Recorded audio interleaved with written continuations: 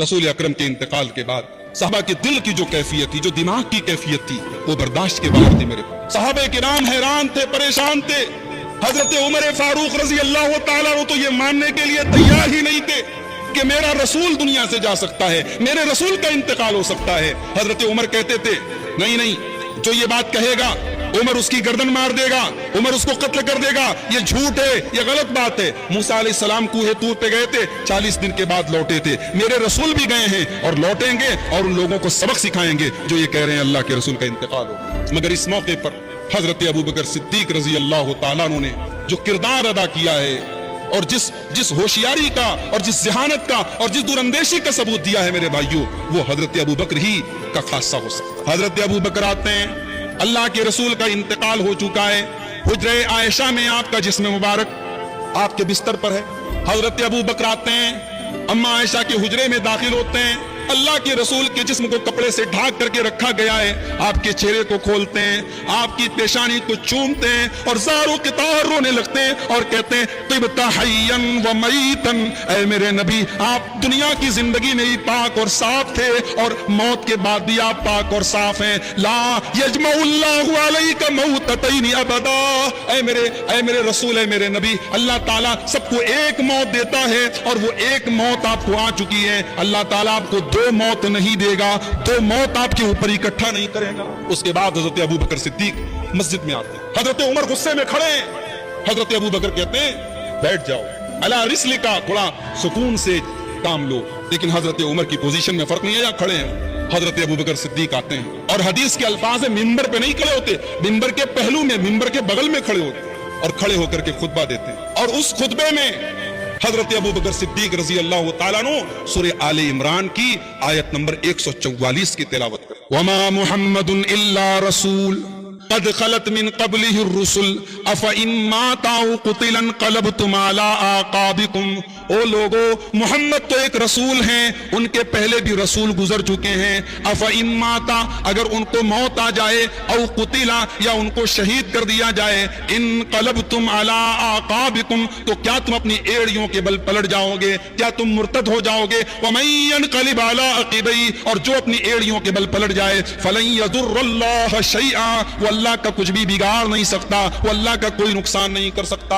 ये आयत पढ़ी हजरत अबू बकर सिद्दीक ने और उसके बाद वो तारीखी जुमला कहा था जो सोने के हुरूफ से लिखे जाने के काबिल। काए लोगो मन काना याबुदु मिनकुम मुहम्मदन फइन्न मुहम्मदन कद मात, जो मोहम्मद सल्लल्लाहु अलैहि वसल्लम की इबादत करता था वो ये कान खोल करके सुन ले कि आपको मौत आ चुकी है, आप दुनिया से जा चुके हैं। वमन काना याबुदुल्लाह, और जो अल्लाह की इबादत करता है वो ये जान ले फइन्नल्लाह हय्युन ला यमूत, कि अल्लाह ताला जिंदा है, अल्लाह ताला को कभी मौत आने वाली नहीं है। जब ये खुतबा दिया हजरत अबू बकर सिद्दीक ने, बुखारी के अल्फाज है फनशजन नासु यबकून, जितना मजमा था सब रोने लगा, सब ज़ारो कतार रोने लगे। और हजरत उमर कहते हैं मा तुकिल्लु रिजलाया, मेरे पैर जमीन पर टिक नहीं रहते, मैं गिर पड़ा, मेरे पैर जमीन पर टिक नहीं रहते, और मैंने यकीन कर लिया कि हाँ अब रसूल अकरम इस दुनिया में नहीं है। और मुझे ऐसा लगा जैसे कुरान की इस आयत को मैं आज पहली मर्तबा सुन रहा हूँ। ये अल्लाह के रसूल सल्लल्लाहु अलैहि वसल्लम की वफात के बाद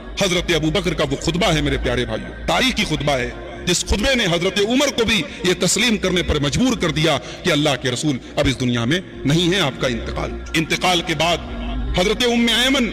रजी अल्लाह तआला अन्हा, इनके पास हजरत अबू बकर और उमर अक्सर जाया करते थे क्योंकि ये रसूल की बड़ी महबूब सहाबिया थी। हजरत अबू बकर और उमर इनके पास अक्सर जाया करते थे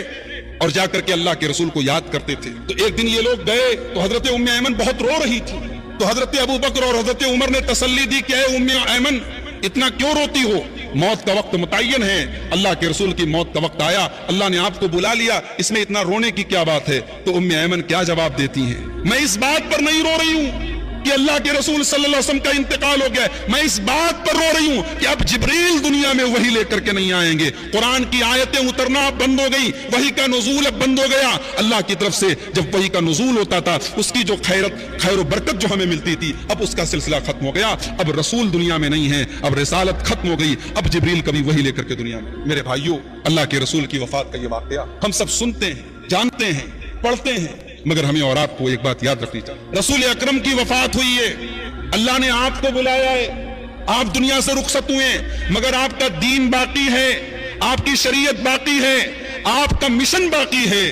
اگر ہمیں اپنے رسول سے محبت ہے، اگر ہمیں اپنے رسول سے تعلق ہے، تو اس دین کی اشاعت کرنا، اس دین پر عمل کرنا، اس دین کو لوگوں تک پہنچانا جو رسول کا مشن تھا، اس مشن پر ہم سب کو قائم رہنا چاہیے۔ اللہ کے رسول صلی اللہ علیہ وسلم اپنی زندگی میں کہا کرتے تھے، صحیح بخاری کی روایت ہے، آپ کہتے تھے والذی نفسی بیدہ، اس اللہ کی قسم جس کے ہاتھ میں میری جان ہے،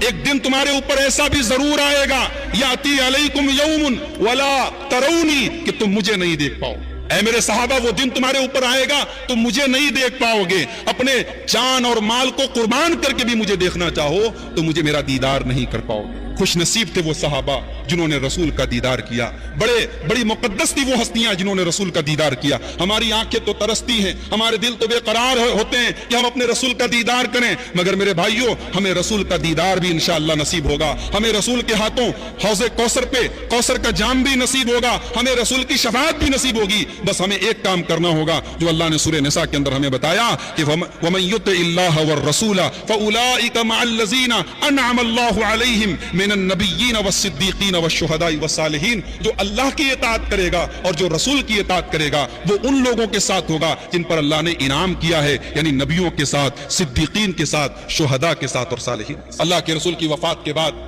صحابہ کی پوزیشن کیا تھی، صحابہ کی حالت کیا تھی؟ اما عائشہ فرماتی ہیں کانو کالغنم فی اللیلۃ المطیرہ، صحابہ اپنے آپ کو اتنا لاچار اور بے بس محسوس کر رہے تھے جیسے بارش کی رات ہو، طوفانی رات ہو، اور بکریوں کا کوئی ریوڑ ہو اور کوئی ان کا رائی نہ ہو، کوئی نگرانی کرنے والا نہ ہو، کوئی چرواہا نہ ہو۔ اللہ کے پیارے نبی کے صحابہ اپنے آپ کو اتنا بے بس اور کمزور محسوس کر۔ سوموار کو آپ کا انتقال ہوا، بدھ کے روز آپ دفن کیے گئے۔ آپ کو قبر میں اتارنے والے آپ کے اہل بیت تھے، حضرت علی رضی اللہ تعالیٰ عنہ، حضرت اسامہ ابن زید رضی اللہ تعالیٰ عنہ، آپ کے گھر کے چند لوگ تھے۔ آپ کی وصیت تھی کہ آپ کو قبر میں آپ کے گھر والے اتاریں۔ آپ کی جنازے کی نماز کسی نے پڑھائی نہیں، کوئی امام نہیں تھا، صحابہ چھوٹی چھوٹی ٹکڑیوں کی شکل میں آتے تھے اور آ کر کے آپ کی جنازے کی نماز پڑھتے تھے۔ آپ کو جب غسل دینے کی بات آئی، صحابہ کرام حیران رہ گئے آپ کو کیسے غسل دیا جائے، کیونکہ غسل دینے کے لیے آپ کے بدن سے کپڑے اتارنے پڑتے۔ صحابہ کرام کو اتنی جرت نہیں محسوس ہوئی کہ ہم اللہ کے رسول کے بدن سے کپڑے اتاریں۔ اسی حال میں اللہ کے رسول صلی اللہ علیہ وسلم کے بدن پر جو کپڑا تھا اسی حال میں آپ کو غسل دیا گیا، آپ کے بدن کو، آپ کے سطر کو کھولنے کی نوبت نہیں آئی، اور آپ کو غسل دینے کے بعد آپ کے اہل بیت نے، آپ کے گھر کے جو خاص صحابہ تھے جس میں حضرت اسامہ ابن زید اور حضرت علی وغیرہ کا نام آتا ہے، ان لوگوں نے آپ کو بدھ کے روز آپ کو قبر میں دفن کیا گیا۔ میرے پیارے بھائیوں، رسول اکرم صلی اللہ علیہ وسلم کی وفات کا یہ واقعہ جو احادیث کی روشنی میں نے آپ کے سامنے بیان کیا ہے، یہ واقعہ حقیقت میں اتنا دردناک اور المناک اور اتنا جذباتی ہے کہ اس کو جب پڑھا جائے، جب سنا جائے، جب بیان کیا جائے تو آنکھیں اشکبار ہو جاتی ہیں۔ اور ظاہر ہے کہ ہم نے تو اس واقعے کو کتابوں میں پڑھا ہے، حدیثوں میں پڑھا ہے، ہم ذرا ان صحابہ کے بارے